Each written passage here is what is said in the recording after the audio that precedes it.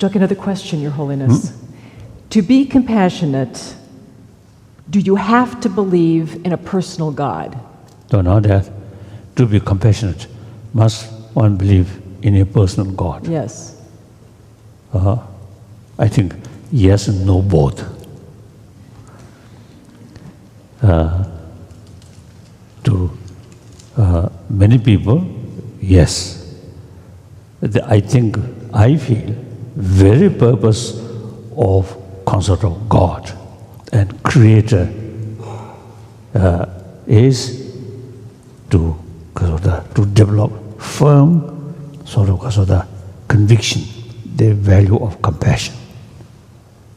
So to some people, they believe God, a personal God, or this very life created by God. So each individual, develop some kind of sense of very close sort of closeness with God, like our Father. So more closeness feeling, more willingness, and also more sort of courage. I am Son of God. God described infinite love. So we all have seed of that compassion. And also my Father always taking care of me, always look after me like that. Wonderful. At the same time, out of 7 billion human beings, over 1 billion non-believer. And among about 6 billion believer, different beliefs. Some sort of ancient Indian tradition is no concept of creator, but rather self-creation. So different perception, different perceptions like that. So each have their own sort of beauty. So people who follower of Christianity or Islam or Judaism and many other ancient Indian non-Buddhist tradition or non-Buddhism, because non-Buddhist as well as non-Jainism, they believe Creator. Then Jainism, Buddhism, no concept of God, because of Creator. So it's a different mental disposition. Therefore, there are now almost 3,000 years, the different time, different area, with different cultural heritage, different way of life, these different sort of philosophical views, develop. So each have its own beauty. And it is the very helpful to overall humanity. I think this is very good among the humanity. So many different mental disposition.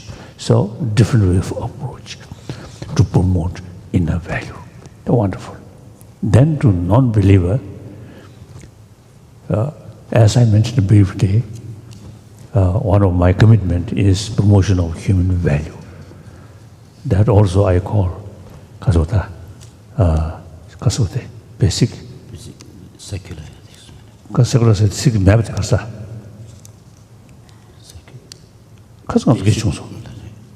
Universal compassion. Oh. Ethics, basic ethics. No. I don't know, it's basic ethics or something. Because now in India, the Indian constitution itself is very much based on secular concept. So according to Indian understanding, some Indian understanding, secular means respect all religions and also respect non-believer.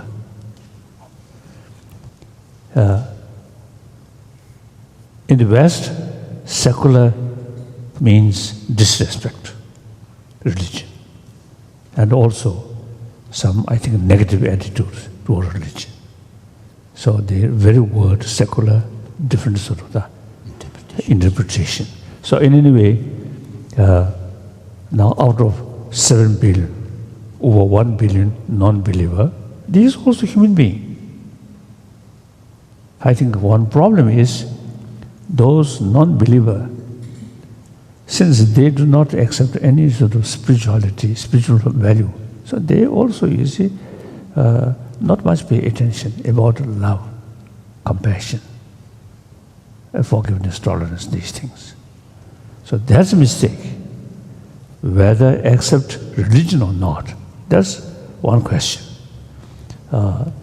These basic human value, so long they are human being,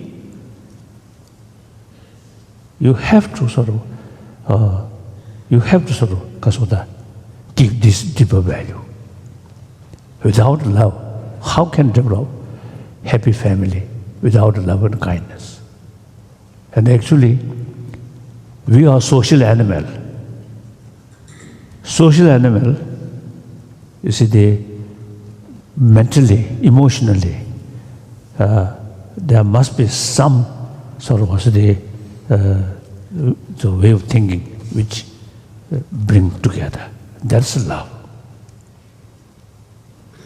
And with love, sense of community. So then we are social animal. One individual, no matter how powerful, just one single person cannot survive. Our survival depends on rest of the community. Now today's world, each individual's future very much related with 7 billion human beings. 7 billion human beings happy, and you individual have maximum benefit. If 7 billion human beings, a lot of turmoil or something, killing each other, like today's sort of situation, and one individual difficult to feel happy or peace. So therefore, whether believe religion or not, you are a human being. You want happy life. So happy life from material, from money, from power, superficial. The real happiness is related with mental experience, not sensorial experience. Sensorial experience, animal also have same. We human being, this marvelous intelligence, either, you see, become source of happiness or source of worry. You have all the facilities, but at the same time can be very, very unhappy person. Other hand, materially poor, but mentally very happy. One occasion I met a Catholic monk in Casade, Montserrat, in Barcelona. No, not Barcelona, in Spain. So I met one Catholic monk. You see, he spent, I was told, he spent 5 years in the mountain, hermit life, very little hot meal, tea and bread. When he come to see me, I already informed that story way. So I asked him, I was told, you see, you spent 5 years in mountain, hermit life, and very little facility. What kind of sort of practice, what kind of meditation? And he answered me, meditate on love. When he mentioned that, in his eyes, something very, very special, joyful sort of expression. So such person, deliberately, you see, the kasota, choose very simple kasota, simplicity, simple life, very little facility, but that person enjoy immensely inner peace. happiness. And some of the billionaire, say, very rich. I know some billionaire. Say, when we, after sort of exchange some nice words, then when we become something closer, then they express their deeper feeling, too much worry. Billionaire, at the same time, very unhappy person. So money, matter, cannot produce inner peace, peace of mind. Peace of mind is a must develop within our own mind, not rely on external facilities.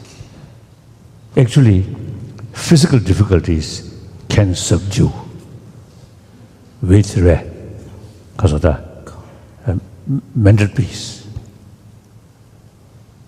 But mental sort of because of the crisis or disturbed mind cannot subdue by money, by power. So obviously, the mental level experience is more important than the physical level experiences. So we as a human being, the God's gift of this wonderful brain, so we should utilize that brain in order to keep inner peace. Then you can consider genuine human being. If we just use sensorial experiences, some sort of also because of nice Science. nice scenery or something, or sports, and music, and taste, and smell, and touch, including sex. If you only consider these things are something very important, then like animal. So we as a human being, we must sort of utilize a deeper level of our ability to think, to tackle our emotions, irrespective whether believer or non-believer. So that I usually call, without relying on religious belief, use our intelligence and try to reduce destructive emotion, and through increasing constructive emotion, like that. So if you have believe God, wonderful. If you haven't, okay. Still you are a human being.